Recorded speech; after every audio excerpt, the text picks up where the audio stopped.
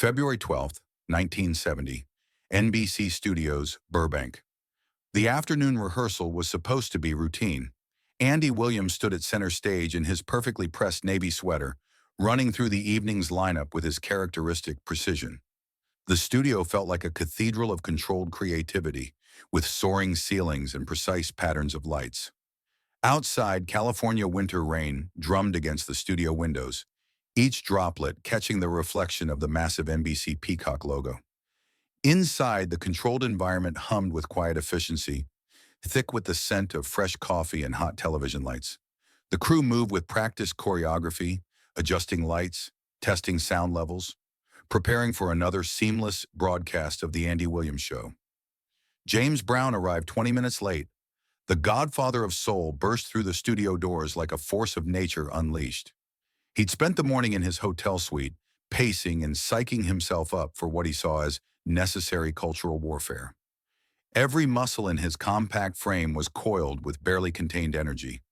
Sweat already beaded on his forehead, despite the cool February air, cape draped dramatically over his shoulders like armor, entourage trailing behind him like disciples following a prophet into hostile territory. At 37, James Brown was riding the crest of "Get Up, I Feel Like Being a Sex Machine," and everything about his presence announced that he belonged to a different universe than the polished world of network television. This NBC studio, with all its pristine surfaces and corporate comfort, represented everything he'd been fighting against his entire career. Andy Williams, 42, and at the absolute peak of his career, watched James's entrance with quiet interest. In his years of television, he learned to read people quickly, and what he saw in James Brown wasn't just arrogance, it was pain. The pain of an artist who'd been dismissed and marginalized despite his genius. Andy understood what it felt like to be reduced to a convenient label, to have your artistry questioned. The contrast between them was impossible to ignore, but Andy saw it as complementary rather than competitive.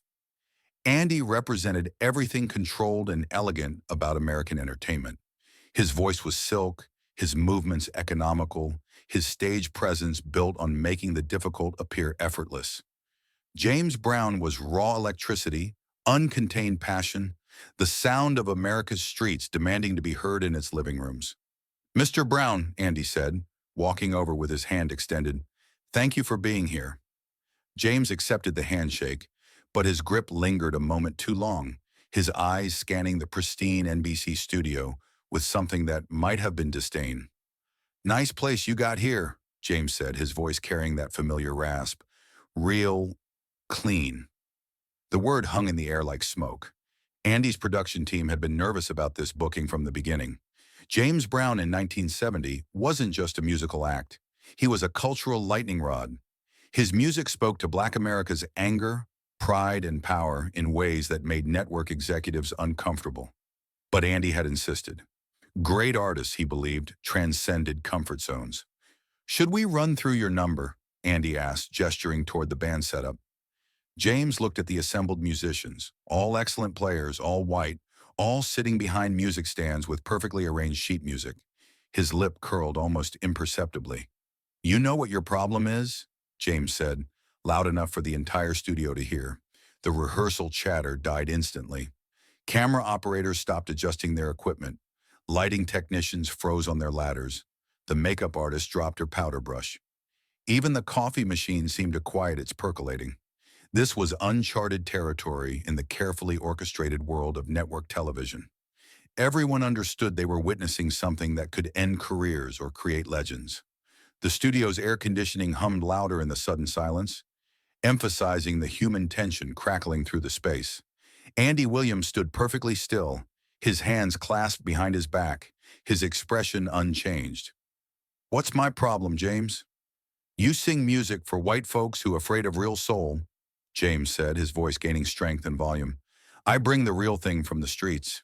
You bring—" He paused, looking around at the sanitized studio environment. Comfort. The silence that followed was profound. In 1970, racial tensions were at a breaking point across America. The civil rights movement had fractured into more militant factions. Black power was challenging white comfort zones in ways that made everyone nervous. James Brown's words carried the weight of those broader cultural conflicts. Andy's production team looked terrified. This was live television. Sponsors could be lost. Careers could be damaged. The carefully constructed world of the Andy Williams Show suddenly felt very fragile. But Andy Williams smiled. Not a defensive smile, not a nervous smile. A genuinely curious smile, as if James Brown had just presented him with an interesting puzzle to solve. "Show me what real soul looks like, James," Andy said quietly. James Brown stared at him for a long moment, clearly not expecting this response. He'd been prepared for defensiveness, anger, maybe even an argument about artistic legitimacy. He hadn't been prepared for invitation. "You want me to show you?" James asked. "Please," Andy said, gesturing toward the stage. "Teach me." What happened next would be talked about in NBC hallways for decades. James Brown moved to the microphone like he was claiming territory that had always belonged to him. He nodded to the band and without any sheet music, without any discussion, launched into Cold Sweat. But this wasn't the recorded version anyone knew. This was raw, immediate, dangerous. For 4 minutes, James Brown transformed the sterile NBC studio into a church, a nightclub, a street corner where real life happened. His voice was sandpaper and honey. His movements controlled violence. His energy infectious and overwhelming. The studio's acoustics carried the raw power of James's vocals with startling clarity. Every grunt, every scream reached every corner with intimate intensity. Sweat poured down his face, creating dark spots on the polished floor. His cape flew behind him like wings, catching the lights and throwing dramatic shadows. He dropped to his knees with echoing force, spun with desperate grace, screamed into the microphone with passion that came from somewhere deeper than performance. The studio crew stood transfixed, their professional detachment completely abandoned. These were people who had worked with everyone from Sinatra to Sammy Davis Jr. But James Brown wasn't performing for television. He was channeling something that couldn't be contained by cameras or time for commercial breaks, something that made the studio feel too small for what was happening. When the last note faded, James Brown stood at the microphone, breathing hard, sweat dripping onto the studio floor. He looked directly at Andy Williams. "That's real music," James said. "That comes from the soul. That changes people." The studio remained silent. Then Andy Williams began walking toward the microphone. "You're absolutely right," Andy said, his voice carrying clearly through the studio. "That was incredible. That was real." James Brown blinked, clearly not expecting agreement. Andy reached the microphone and looked out at his crew, then back at James. "May I try something?" "This should be interesting," James muttered, stepping aside but staying close enough to watch. Andy Williams nodded to his musical director and said 2 words, "Old Man River." The opening notes of Jerome Kern's classic filled the studio, but Andy's interpretation was unlike anything anyone had heard before. Gone was the polished, controlled crooner voice that had made him America's television sweetheart. In its place was something deeper, more weathered, carrying the weight of American history in every phrase. "Old Man River, that old man River, he must know something, but don't say nothing." Andy's voice found depths that revealed years of study, not just of music, but of life, of the human condition that great art must address. Each word carried meaning that transcended entertainment. Each pause held space for reflection that television rarely allowed. This wasn't a performance, it was testimony. A white man from Iowa acknowledging truths about America that polite society preferred unspoken. The crew found themselves leaning forward unconsciously, drawn into something unexpected. This was Andy Williams revealing depths none of them had suspected existed, carrying pain and hope in equal measure. James Brown's expression changed completely. His trained ear could detect the sophisticated understanding of rhythm, the way Andy bent notes with surgical precision, the way he used silence as powerfully as sound. This wasn't just technical skill. This was artistic mastery informed by genuine understanding. He just keeps rolling along. As Andy continued, something extraordinary happened in the NBC studio. The song, written in 1927, became a bridge across time, across race, across the artificial divisions that separated American music into categories. Andy Williams wasn't trying to be James Brown. He was showing that different voices could carry the same essential truth. When the song ended, the studio remained silent for 15 seconds. Then James Brown did something unprecedented. He began to applaud. "Damn," James said softly, then louder. "Damn, that was beautiful." Andy walked over to James, and for a moment, the two men stood face to face, representing different generations, different approaches, different audiences, but sharing something fundamental: respect for the power of music to reveal truth. "Thank you," Andy said, "for reminding me where it all comes from." James Brown studied Andy's face, looking for insincerity, for the kind of calculated response that television personalities were famous for. He found none. "You surprised me," James admitted. "You challenged me," Andy replied. "That was a gift." The evening's taping went smoothly. James Brown performed Cold Sweat with the same intensity as the rehearsal, but something had shifted. When Andy introduced him, there was genuine warmth in his voice. When James finished, Andy's applause was real. After the show, as James was preparing to leave, Andy approached him with a small package. "What's this?" James asked. "Something I thought you might appreciate," Andy said. Inside was a first edition sheet music copy of Strange Fruit, signed by Billie Holiday. The note attached read, "Real soul recognizes real soul. Thank you for the lesson. Andy." James Brown stared at the package for a long moment, then looked up at Andy Williams with something approaching amazement. "Why?" he asked simply.